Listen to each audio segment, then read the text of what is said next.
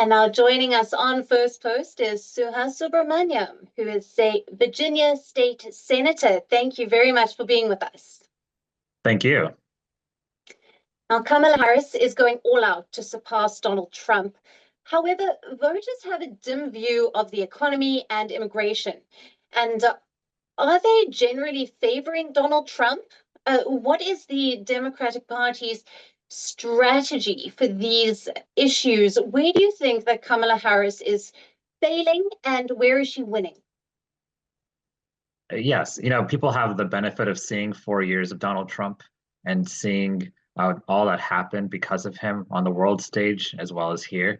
And I think they see Kamala Harris as someone who can afford us a bright future on economic issues. She's putting out detailed plans on how she's going to address rising costs and address inflation. And Donald Trump is just more of the same. And so, I feel like the Democrats have a great message on how to move our economy forward. And we actually want to make sure we address legal immigration and we address border security in a meaningful way. And Donald Trump is just talking about a wall again, one that he never built. And so I think on policy, we've got a great message, but we have to get that message out to voters before November. Mm. And speaking of climate change, the United States continues to witness unusual hurricane seasons. We've seen this evident with Hurricanes Beryl, Helene, and Milton. So it is evident that climate change is impacting the country. Now, former President Donald Trump is a vocal critic of climate change, and he's called it a hoax several times. But now he's being backed by billionaire Elon Musk, who has been pushing for green cars with Tesla. Where does Kamala Harris stand in terms of climate change policy? Sure. First, Donald Trump's policies haven't changed just because Elon Musk is supporting him. Elon Musk is supporting him for different reasons. But in the end, Donald Trump has always said that climate change is not a priority. It's a hoax. And Kamala Harris has always actually tried to address climate change head on.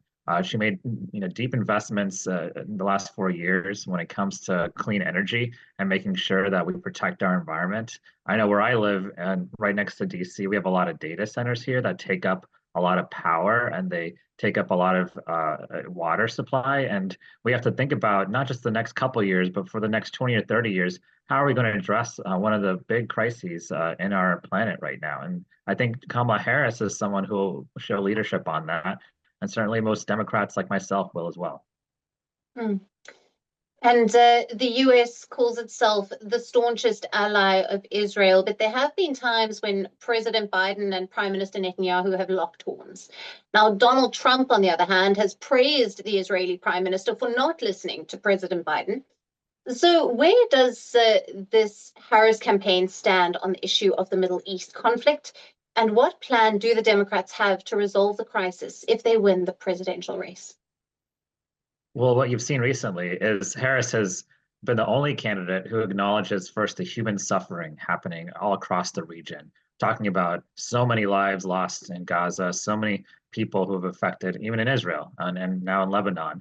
And so we as Democrats, we're actually putting forward a position of trying to actually end the conflict, have a peaceful long-term solution. And we're talking about things like humanitarian aid to Gaza and helping that community rebuild, and a long-term political solution. What you're hearing from Trump is the opposite.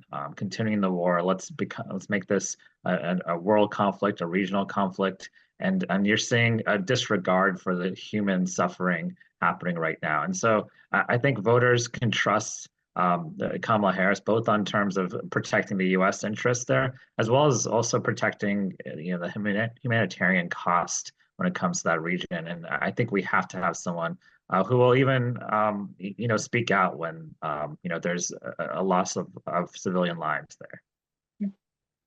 Suhas, at least 2 million Indian Americans are eligible to vote this year. Both candidates targeting the key demographic groups to gain an edge in the race for the White House. Who do you think has a better pitch for the Indian American community, and who will likely get the community's vote?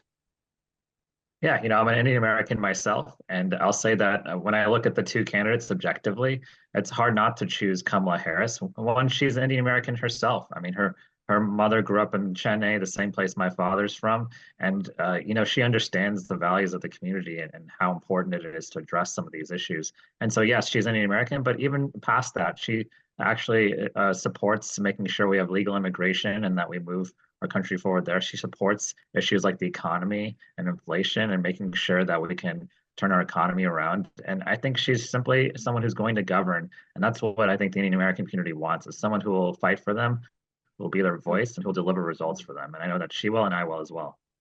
And staying on that topic, the United States has seen a growth in its relations with India under the Biden administration. On the other hand, Donald Trump has praised Indian Prime Minister Narendra Modi many times, but has also threatened India with steep tariffs. How will Kamala Harris approach relations with India if she is elected to the White House? Sure. So I'm running for Congress. I'm a state senator right now. And one of the reasons I'm running for U.S. Congress is, to make sure that we're protecting our interests here in the U.S. and delivering results. But part of that is I'm also Indian American. The U.S.-India relationship is critical. And one part of that that's critical is the economic relationship, the trade that we do. And so when you have Donald Trump putting tariffs and basically blocking that economic relationship, that's a disaster. And so, people have their opinions on Modi. In the end, though, I think the U.S. and India should be working together regardless of who's the president of those countries. And we should have a strong bond. And I want to see also long-term military cooperation as well as we move our countries forward. But the economic cooperation is the linchpin of our relationship right now. And certainly it's personal to me since I'm Indian American. But at the same time, objectively speaking, these are the two of the most critical democracies in our world. And we have to work together well. And putting tariffs on Indian goods or having a trade war with India is not what's going to be good for either country. Absolutely. Suhas, thank you very much for being with us on First Post. We really appreciate your time. Thank you so much.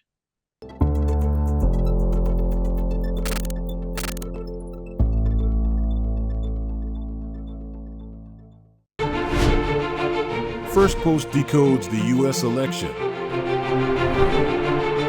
explains how America chooses its president, your primer on the race to the White House, everything you need to know about how America votes and its global implications. U.S. Election Explained, every Monday and Thursday only on First Post.